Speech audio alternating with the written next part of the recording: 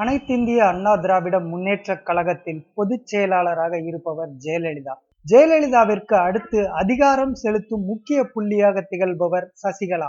இன்னொருவர் இளவரசி. சசிகலாவின் அண்ணன் மனைவியான இளவரசி ஜெயலலிதாவின் ஹைதராபாத் பங்களாவில் பணிபுரியும் போது மின் கசிவு விபத்தில் பலியானார். அதன் பிறகு கை குழந்தையாக இருந்த விவேக்குடன் கார்டனில் அடைக்கலமானார் இளவரசி.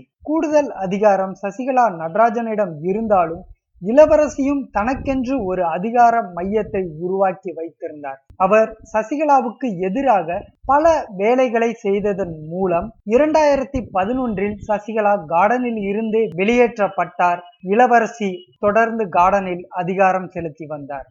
இதன் பிறகு இளவரசியின் மருமகன்கள், சகோதரர்கள், சம்பந்திகள் என எல்லாரும் புகுந்து விளையாடினார்கள். இந்த நிலையில் 3 மாதம் கழித்து மீண்டும் சசிகலா நடராஜன் கார்டனுக்குள் திரும்பினார். சசிகலாவின் வருகையை விரும்பாத இளவரசி அதற்கு எதிராக என்ன செய்யலாம் என்று தொடர்ந்து திட்டமிட்டு கொண்டேதான் இருந்தார். கார்டனுக்குள் திரும்பி வந்த சசிகலாவுக்கு இளவரசிக்கு கொடுக்கப்பட்டு வந்த முக்கியத்துவங்கள் எரிச்சல் ஊட்டியது.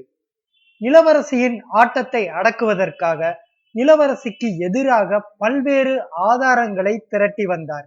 இந்த நிலையில்தான் ஜெயலலிதா, சசிகலா மற்றும் இளவரசி மூவரும் கைது செய்யப்பட்டு சிறையில் அடைக்கப்பட்டனர். அதன் பிறகு சிறையில் இருந்து வந்த பின்பு தொடர்ந்து தனது திட்டத்தை நிறைவேற்றினார் சசிகலா நடராஜன்.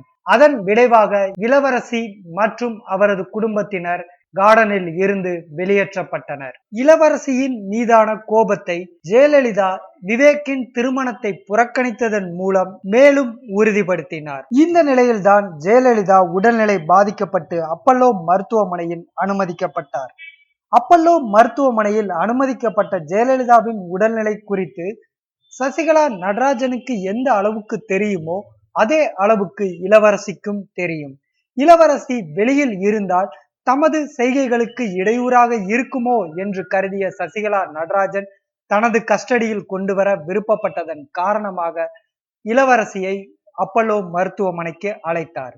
அப்பல்லோ மருத்துவமனையில் இருந்து இளவரசி இதுவரை 40 நாட்களை கடந்த பின்பும் தன்னிச்சையாக வெளியேற முடியாத நிலையில் அவர் இருக்கிறார். தொடர்ந்து அதிகார வர்க்கம் மற்றும் கட்சி வட்டாரத்தில் அதிகாரம் செலுத்தி வரும் சசிகலா மற்றும் அவரது குடும்பத்தினர் இளவரசியின் ஆட்டத்தை அடக்குவதற்காக இளவரசி மற்றும் அவரது உறவினர்கள் பெயரில் இருந்த சொத்துக்கள் மற்றும் பல முக்கிய நிறுவனங்களின் பொறுப்புகளை சென்ற வாரம் எழுதி வாங்கியுள்ளனர் என்று தகவல் வெளியாகியுள்ளது. சசிகலா நடராஜனின் அதிகாரத்தை கண்டு சற்றே மிரண்டு போயிருக்கும் இளவரசி எந்த ஒரு மறுப்பின்றி அவர்கள் காட்டிய பத்திரங்கள் அனைத்திலும் அவர் கையெழுத்திட்டுள்ளார் என்ற தகவல் தற்போது கட்சி வட்டாரத்தில் பரபரப்பாக பேசப்படுகிறது. இளவரசியின் சொத்துக்களை பறிமுதல் செய்த சசிகலா நடராஜன் மற்றும் அவரது குடும்பத்தினரின் அடுத்த குறி என்ன என்பதுதான் இப்பொழுது கட்சி வட்டாரத்தில் விவாதிக்கும் விவாத பொருளாக உள்ளது.